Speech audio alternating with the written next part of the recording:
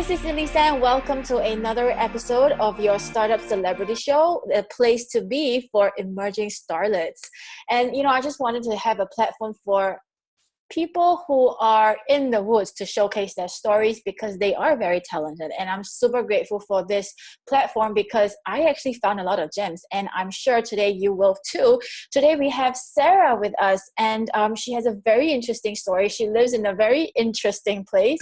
We will get to that and how she actually does her work in the world. So, if you're thinking age or location is a factor, then today we're going to learn from Sarah, and she's going to tell us how it's actually helping her versus, the other way around. So today I have the very gorgeous and lovable Sarah. And who is she? She is a certified professional coach, teacher, and writer. She's also the founder and director of Coach School and the host of LIDDLE. Is that LIDDLE TV? And she is... Well, she loves her glamorous vintage style, and she's one of, I don't think I know anyone who loves vintage as much as she does. Seriously, to be honest. So without further ado, I love to pass, I can't seem to pronounce this word, pass the video or the mic back to Sarah. Hello, Sarah. Where are you streaming from? Awesome. Well, I'm streaming from my lovely house bus out in the middle of the Australian bush. Interesting. So you are the founder and the teacher and the facilitator of Coach School. So how did that start? I mean, for you? Yeah, it's a big thing because often I get asked, how did you become a coach trainer, not just a coach? Well, it began over 10 years ago now. I've stopped keeping track. It began over 10 years ago. I had just finished up. The first thing I studied was a diploma in life coaching. I invested $20,000 in my first diploma. It was quite expensive, especially back then. 10 years ago, $20,000 for a diploma in life coaching, which no one had even heard of, was a big risk. I then went on to, while I was also building out my business, I then also went on to study a diploma in career coaching. I was coaching crazy, you could say. I then realized that, I should get certified internationally. So I then went on to study a international course, and one thing led to another, and I ended up taking course after course after course because I actually couldn't find all that I needed. I started out as a wellness coach. I coached people that were looking to downshift and live more simply. And so I did a lot of, I did my Reiki 1, 2, 3 masters. I also studied the body ecology. I did so many different courses just to, have the education and the experience that I needed to be able to assist my clients. And so a few years into it, I realized that was absolutely ridiculous. Nobody should have to endure. I flew all around the world in order to get my qualifications. And that was 10 years ago, And I thought, nobody should have to endure, I spent so much money on my education. It's not even funny. And couldn't there be a course that has everything all in it, which would simplify the process and be a lot more cheaper for people? And so that's how I, became a coach trainer. So you said something about you're looking for something. So what exactly were you looking for? When I started out? Yeah. That's the reason why you took on so many courses, right? So what exactly were you looking for that was lacking, you think, in... I was looking for a holistic education. And you see, I would take one course, and then I'm quite intellectual, I'm also finishing up my law degree this year. So I would take one course and I would realize there were all these gaps missing in the course. So I'd have to do further study in order to fill in the gaps.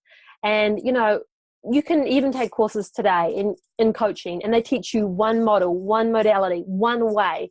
And it's total BS because every person is different, Everybody comes from different backgrounds, they have different values, different upbringings, different beliefs. And so there's no way you can just use one tool or one modality with every single person, right?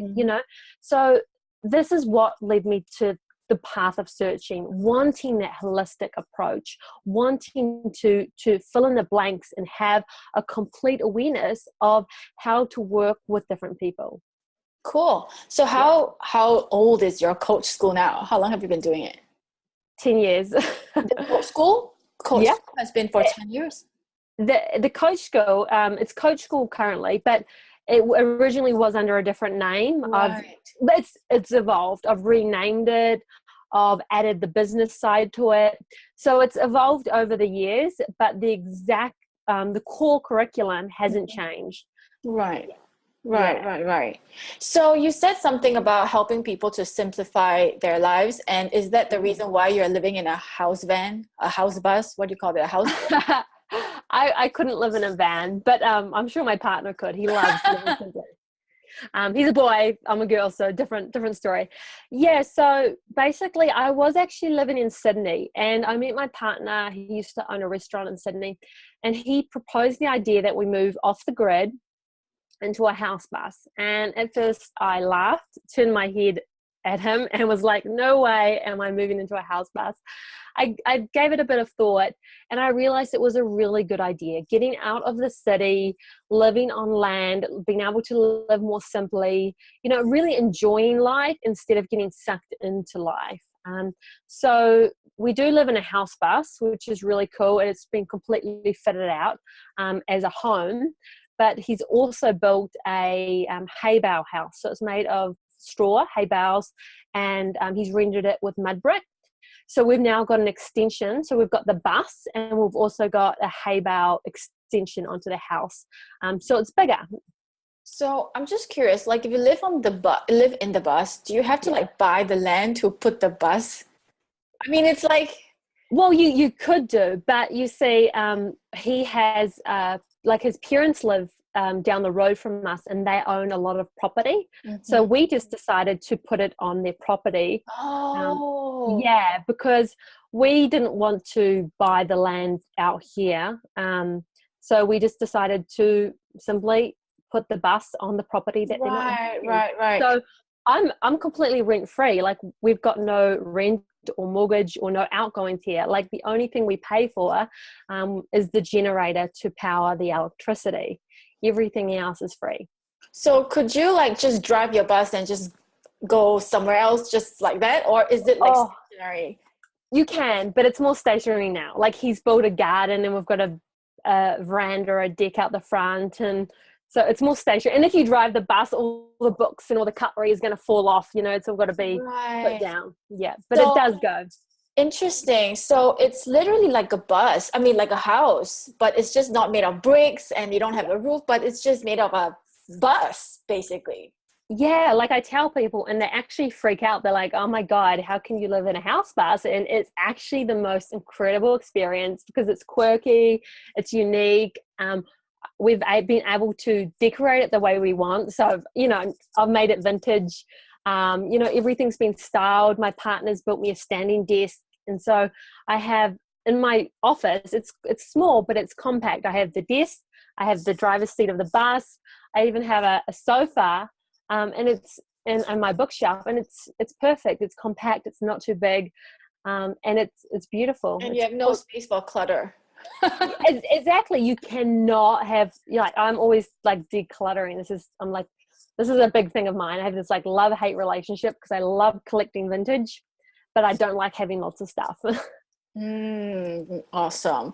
Yeah. So how has this impact or affected the work that you do? I mean, with the internet, do you have a router just sitting there, and how do you do your work out of the bus? I have a modem, so I just take my computer. I work anywhere. I can take the computer outside. When we go on holidays, I take the computer with me. I've got a little modem that I plug into. Cool. This is literally the location independent business as far as it can go, right? I mean, people build an independent business thinking, I'm just work from home, and I can work from anywhere in the world. But you just built your business in the bus. Yeah, literally, and it's the best thing. Yeah.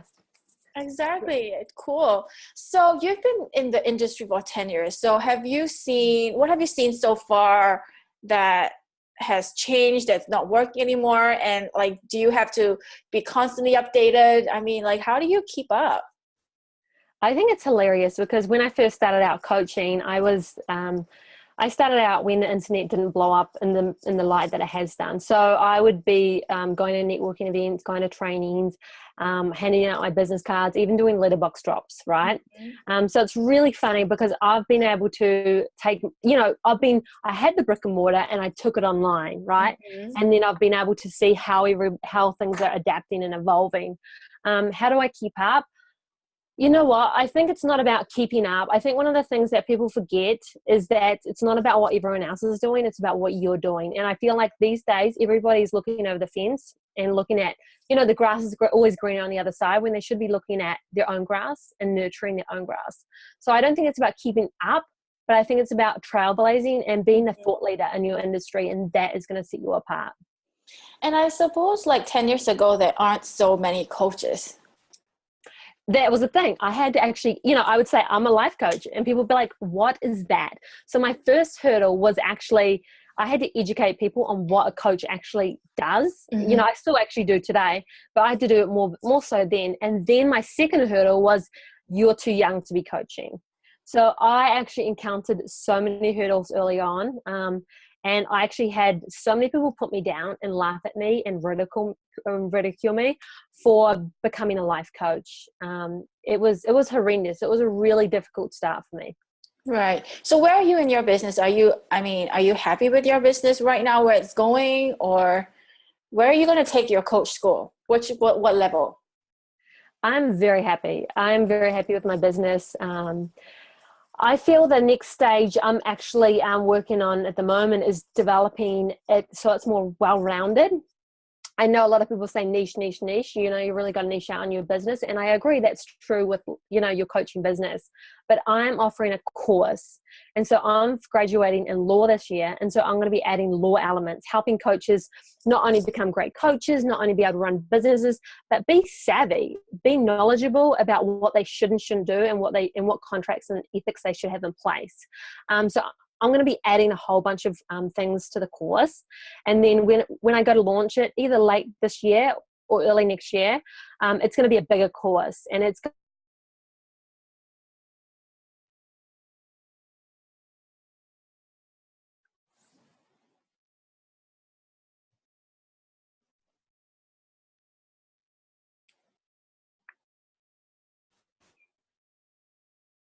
Oops, I think did you see my screen got cut off for a while? a little bit. I think it was like 5 minutes, or not even 5 minutes, but a little bit shorter.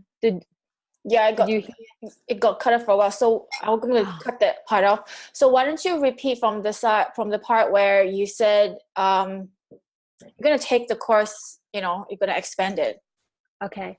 So with Coach School, what I'm aiming to do is expand it. So I'm actually adding modules and adding things to it. So I'm graduating in law this year. So I'm going to be adding a whole bunch of law modules to it because I think it's really important that coaches be trained not only in coaching, they're going to be really stellar coaches, but also in business and in the legal practical side of running a business as well. So I'm adding all these modules to it and it'll be coming out again at the end of this year or the start of next year. The price is going to stay the same, but the course is going to be a whole lot better. I love video, absolutely love video. So I'm going to be adding more videos to it. And I want it to be at that stage that B School's at. I want it to be a well-known course that coaches go to, whether they're new and starting out or experienced, because I know a lot of experienced coaches aren't properly trained, right? So I want it to be that go-to course that coaches go to get the knowledge that they need to become incredible coaches and business owners. Wow, that is like a lofty dream, but hey, if you can dream big, it can happen, right? So I have so many questions, but one thing I want to say, because I'm a mother, I've got 3 seconds memory, I better say it before I forget.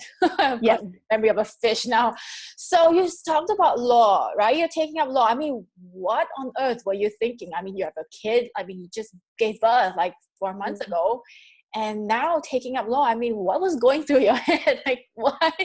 I'm actually graduating from law. This is my last year. So, oh my God. Yeah, it's not too bad. But, law is one of the things. I had a dream when I was a child that I would become a lawyer. Long story short, my parents separated and I was not able to take the law path. And Mhm. so now I'm fulfilling that childhood dream of studying law. Right. Interesting. And I can see that you are so passionate about your own education. Like Yes. you are a junkie, literally. Yeah, a learning junkie. Absolutely. Like, you know what? I'm a huge intellect. I love learning. And this is the thing. This is the purpose. This is my reason for being here on earth at this time in this body, is that my passion and purpose is to learn, to grow and educate. That is why I'm here. And I've known that for the last 12, 13 years. And I'm just getting started, you know? Wow. I mean, you make money, you give money, you learn, you teach, right? Yeah. So now that you have almost going to complete your law and you're going to be, are you going to be a practice lawyer or you're just going to be? Mm. I haven't decided. I'm still in the stages of, what am I going to do with it. I know that I want to educate and teach, but where I go from at the end of this year, I don't know. Interesting. So what are you going to study next? To be a doctor? Did you Um, cover all that? Lawyer, doctor, engineer. Just cover that all. yeah, And you're good to go. that's true. That's true. I'm sure I could find a way to tie them all in together. Like I love learning. I also love business. I'm very like entrepreneurial. Um, so yeah, I have no idea. I'm just gonna roll with the punches. Who knows? I just follow my, like, whatever I enjoy in the moment. Right.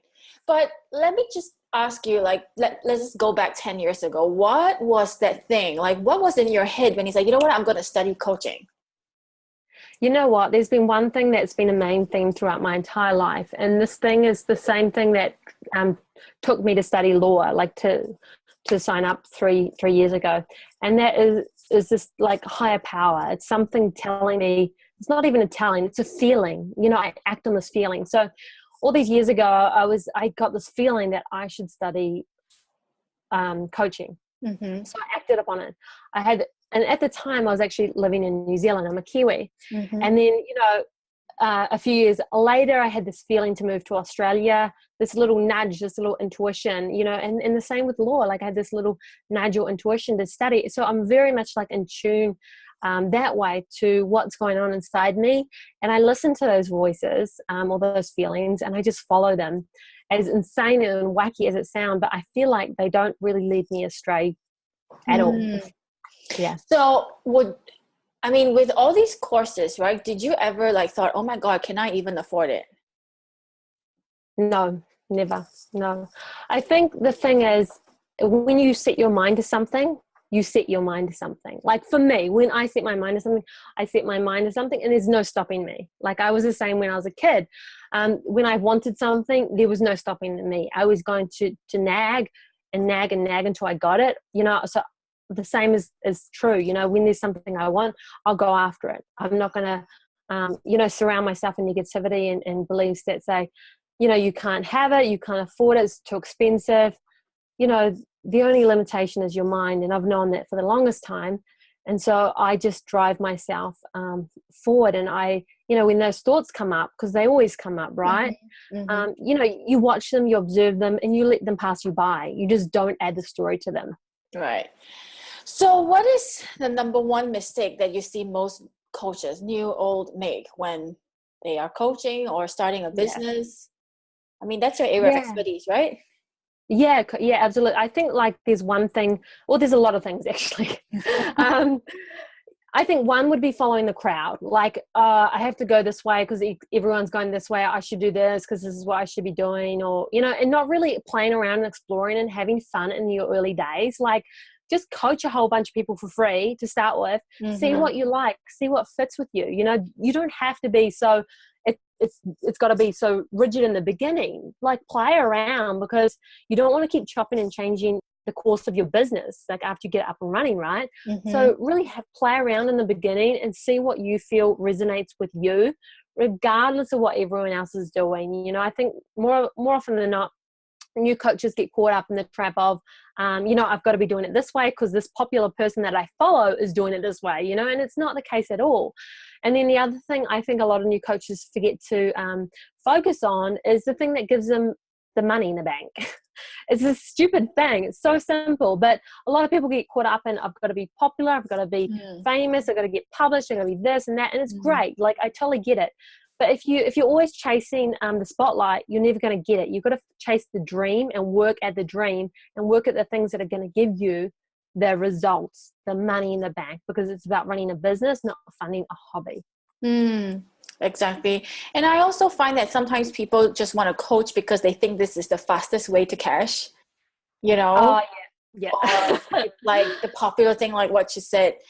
But coaching is not that easy. It's not like, I'm just going to coach and sit here and ask a bunch of questions. It's not as easy as people think it is. Yeah. Right. So is there like a soapbox moment for you in the industry? Because, we are in part of so many communities that are quite similar, and I'm sure you see what I see. And to be honest, the community is actually really small, despite 7 billion people on earth, right? Eventually we all know everyone. So do you have a soapbox moment for that? Or I do. I know I do. What do you mean by soapbox moment? Like, people, like what you said, like doing the same thing over again, chasing the money, the 6 figures, the 7 figures. Like, do you have like, gosh, when you look at the community, this is not the thing. Right? I know I did. Like, people were just talking about 7 figures, 6 figures, and then going to Paris, like showing their beach. I hate those Paris pictures. There's a point of time, Sarah, it's not really funny. I think it was my own projection, my own money story. But it was like, come on, coaching, it's not about the lifestyle. Coaching is not lifestyle. That is my soapbox moment. You know what I mean? Yeah. So. Yeah, okay. Look, I see, it comes in waves, ebbs and flows. Like you said, Paris, 6 figure, 7 figure. Look, it's okay. Like, if Paris is your thing and you want to have photos in Paris, go ahead. That's amazing. If 6 figures is your dream, 7 figures, great.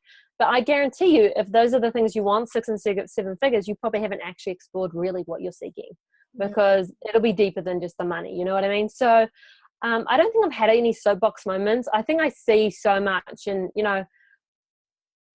it's just, there's always one thing, like, there's probably always those soapbox moments. I'm like, and I'm just like, I just pass it by. But I think everyone has to go through those stages, and at some stage, I think a lot of coaches, and I'll raise my hand as well, fall into those, little traps from now and then. You know what I mean? Because it's so easy to get sucked in if you hire the wrong coach, if you do the wrong course. It's so easy to get sucked into what everyone, the group think kind of thing, the follower, basically. So what is the number one advice you have for the newbies, like who are thinking of starting a coaching business or even thinking of being a coach? I mean, for me, it's definitely, like what you say, don't follow the crowd. Oh, before I forget, so you coach the coaches, right? So do they niche already and then come to the school, or they niche themselves while they learn how to be coached? I have both. So I was saying earlier, I have aspiring coaches, so coaches that are brand spanking new, that come to my course. But I also have, existing coaches. So whether they've niched already or not, it's irrelevant. I do help them do that through the course. More often than not, a lot of people aren't actually that clear, even if they have, found out the niche that they want to take. So I do help both of them. Cool. So going back to the question, like, so maybe there are seasoned coaches, maybe there are newbies. So what is the number one advice for, let's say, the newbies? Yeah, this is a big one. I get asked all the time. And look, it doesn't change. It's the same sort of thing. And I've just created a new TV segment on my Little TV for this. My Little TV is my YouTube channel, and the new segment is called the Coach's Hot Seat.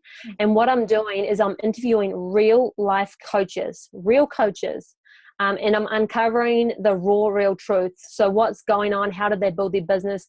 any advice that they want to give for new coaches. And I'm interviewing I've got coach after coach lined up for the interview. So if any new coach is interested, they can come on over to my YouTube channel.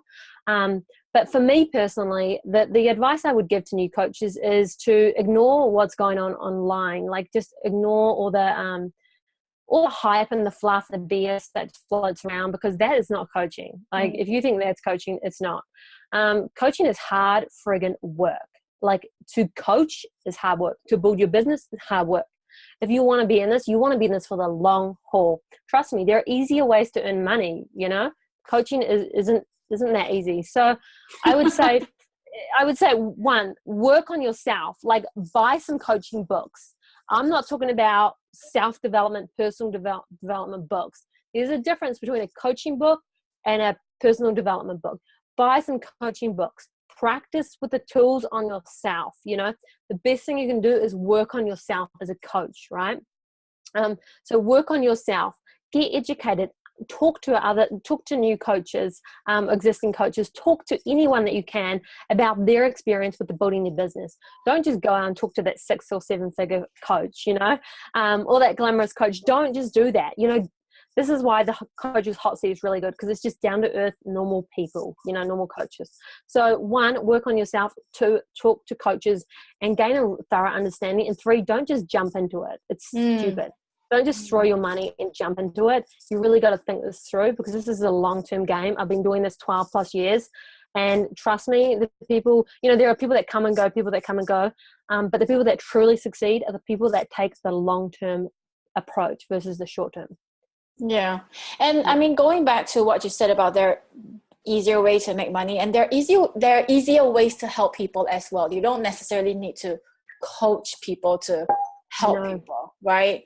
So I love the fact that you actually talk about the smoke and screens, the BS, which literally is smoke and screen. I could go take a photo now with, I don't know, in front of a Ferrari and just say, this is my business, right? I mean, you wouldn't know. I mean, only I know, but this is literally what I think you're saying about the smokes and screens, right? Is that what you're saying?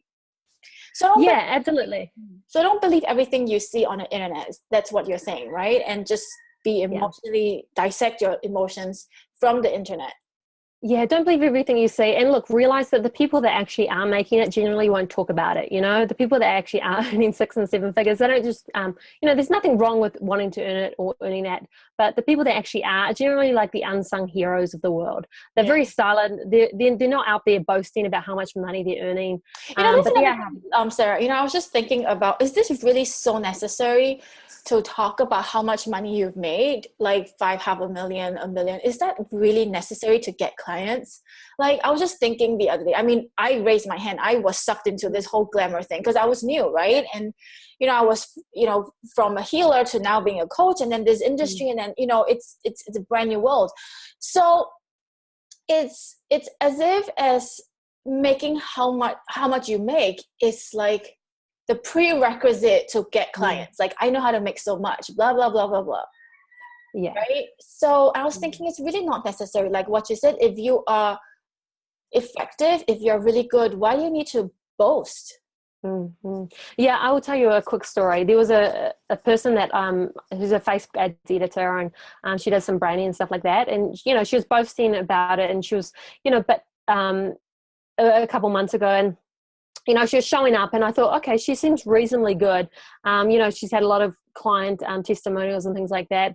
And so I decided to hire her for my last project.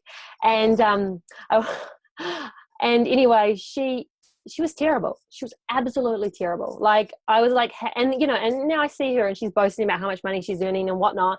And I'm thinking, she made mistake after mistake. Like, she didn't double check things. She spelled things wrong. It was just horrid. And I was like, if you're a professional, if you do a really good job, you check your spelling, you check the links, you're very thorough, and so I was just shocked because I was thinking, she's boasting, nowadays about how much money she's earning, and that's fine. It's her sales tactic. I get it. But it doesn't mean she's any good. Just because she's earning that amount of money doesn't mean she's any good. So I do think a lot of people get sucked into it, and there's nothing wrong with money. Like, money's not bad or evil. It's just that a lot of people use it as a sales tactic in order to get clients, but it's just one way, and it's not always the best way of going about getting clients. Yeah. And I think because everybody is doing it, the smarter way right now is to not talk about it and go the other way. I agree. You know what? I help coaches to increase their client base, right? So I help them make more money. But I'm not going to be out there boasting about how much money I'm earning. You know what I mean? I'm just not that, because they don't care. Like, honestly, really, I'm sure people are like, that's great. That's so motivating. But really, what the best thing I could do for them is to help them do it. You know what I mean? Not just talk about me doing it, but help them do it and how they can do it. Not just about my success, because seriously, I feel like it's never about the coach. You know, even in the coaching relationship, it's always about the client. And I think one of the things that a lot of coaches need to learn is shift the spotlight from them to their clients. And that's a big thing, you know, and that can change your business. It can transform it if you focus on helping and serving. Yeah, I totally agree. I mean, I think like what you say, it's all a process, is the journey, and we all have to go through it, right? We have to go through the journey of not charging, undercharging, overcharging, and all the blah, blah, yada, yada. It's part of the journey, and embrace it. I mean, we're not here to say it's good or bad. It's really part of a journey, and it's part of learning growth, and you decide what's good for yourself. Like, I've been through it, I admit, like, oh, I made this and I wanted this and I did the Paris and all that kind of thing. But at the end now, I mean, I show up with yogini look pants, and you know, that's me. I like it. I ditched the 4-inch heels. I love my trackies, you know, my running shoes. So that's you. Yeah. And like yourself. I love that. I love that you love the trackies and that, you know, and me, you know, it's funny is I love vintage. I love Dita Von Teese. I love Betty Page, Marilyn Monroe. I could name all like the new and existing, you know, pinup girls. But I have a lot of people come to me and say, how can I get your style? How can I have that vintage look? But I'm like, that's, you know, I probe a little bit, but that's cool. But if it's not you, if it's not your personality, like, if you don't want to know, you know, where, you know, the Page Boy hairstyle came from, or, you know, how Betty Bangs came about, or, you know, how Betty Page was discovered, like, why do you want the vintage style? Like, follow and find what's you. Don't try and copy, copy me. I've had people even ask me, what brand and what color lipstick do you wear? And I'm thinking, it's really lovely, but it's red. Just go out and buy a red lipstick. You know, it doesn't matter. Yeah, totally. I agree. I mean, I know my fashion sense evolve as I grow, and right now, because I'm wanting to lose weight and get into shape. So therefore the yoga pants, right? It makes sense. And you know, so yeah, I totally, you know, agree with you. Own your strengths, own your fashion. It doesn't mean like I put my 2 hands up. Like, I thought like if I was dressed a certain way, like this particular successful woman, then I would get that success. I mean, it's to a certain degree where you have to psych yourself to be successful, but you get your own style after a while, and that's going to be more worth it. You know, that's going to create your own style and your brand and be memorable, and not copy. I mean, you know, it's like Marie Forleo's website, right? You go to a website and you're like, oh gosh, this is like a spin-off from her website. You just know it. And so I do not want to go to someone come to my website. Shit, this is a spin-off of someone else's website. But we all try to copy Marie Forleo at some point. I mean, I did. I mean, I have to reference on someone. You know? Yeah, I agree. She's a leader. That she's very much a leader, and the world needs leaders, because heck, God, there's not many leaders in the online coaching world. So she's definitely a leader. But I agree. I think we've all done that. But like you're saying, you do need to find your own style, because people are attracted to you for you. Yep. And especially like what you said early on. I mean, like, everybody is trying to be a coach. It's same old. Then it's wise to just go the other way. Don't wear 4-inch, wear running shoes, like wear trackies, wear yoga pants, or do vintage, or just go the other way. Just stand out from the crowd. I mean, at the end of the day, like what you said, you need to make money. You need to attract your clients in. You need to be seen. Then if you're going to blend in, then how are you going to be seen, right? Yeah, I agree. I feel like a lot of people are searching for that magic pill Mm. not just for their business, but also for their image, like image for their coaching, for them, for everything. They're just searching for that magic pearl. And, you know, we're not looking for information now. We're looking to be told what to do. And it's like, we're looking to be told what to wear. And, you know, you may be aware I'm entering a pinup pageant in a couple of weeks. And somebody said to me, you should hire this stylist. Her name is XYZ. I'm like, that's great. You know, but I'm not going to hire a stylist to tell me what I should wear. I know who I am and who I'm not, and I know what I like. It just involves a little bit of research, you know. So, you know, sure, somebody could tell me what to wear for the pageant, but that's not me. It's not going to come from me. And I think sometimes we actually have to do the legwork instead of, you know, just sit back and be told what to do. Excellent. And I can't wait to see. So what's this pinup pageant about? Like a poster thing, or you have to struck the runway? It's crazy. So this famous pinup model, Sabina Kelly, she's hosting it, and there's going to be 2 other judges. So I've got through to this round. So they chose 10 women to go through, and we've got to strut our stuff on stage in our best dress.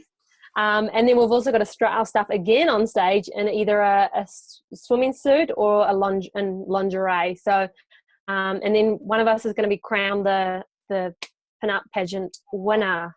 Wow, awesome. You know, after I gave birth to my 3rd child, I took part in the pageant as well. Not because I really wanted to win the crown, but I took part because it was just this, like you and your law, right? It's just this journey.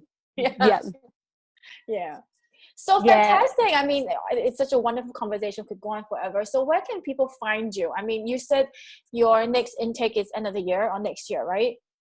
Yeah, so I'm not in a huge hurry to launch the next round of Coach School, but they can come on over to my website, and it's sarahliddle.com. So it's SARAHLIDDLE.com, and then they can stay up to date if they want to jump on the waiting list. I highly recommend coming over to my YouTube channel, and I've got heaps of amazing free content on there about business building, coaching, how to coach, what to do, what not to do. And I also mentioned in my interviews with new coaches now. So come on over to my YouTube channel as well. Check that out. If you just type my name in, Sarah Liddle, you'll just, you know, in the Google, you'll find heaps of free articles. I love to write, so you'll find heaps of free, amazing articles if you're just wanting a bit more of my little inspiration. Yeah, awesome. I mean, I see you online so much, actually. I mean, it's crazy. And so if you want to learn from someone who's authentic, have been there for 12 years now, right? Yeah, crazy. I think it's 12 years.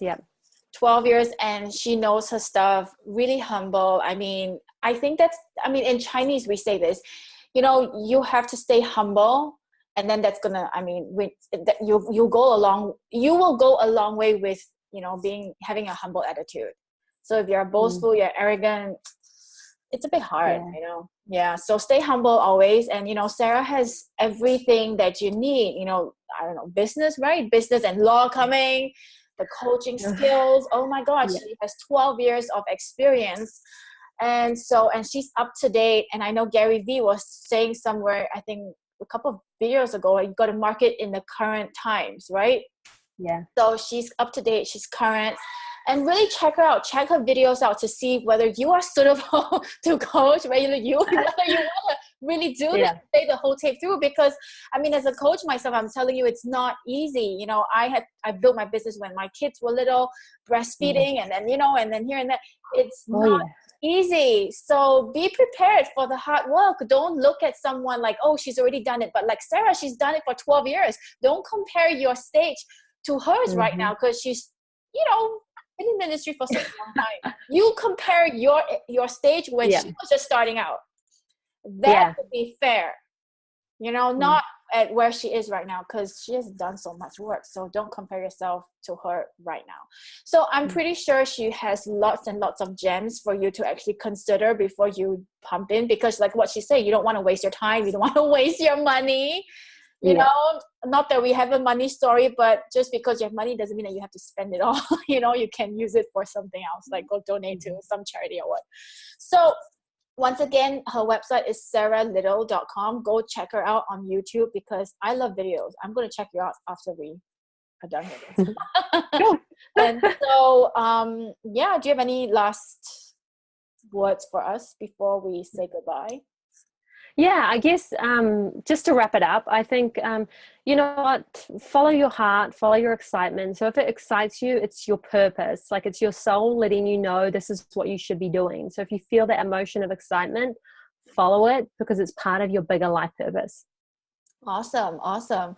Cool. Thank you so much, Sarah, for joining us. Thank you so much for volunteering your time and, sharing your gifts. And, I know we're taking time from you away from your kid, from your baby. So thank you for that. And I look forward to seeing you really, really soon. So thank you for joining us again with this wonderful episode. And I'm sure you have taken away a lot of gems. As you can hear, I have an accent. I'm Singaporean. And so, if you have a gift, it doesn't matter whether you have broken English or not, your message, your energy will shine through. And so like what Sarah said, you have to chase the dream. She has an accent. I have an accent.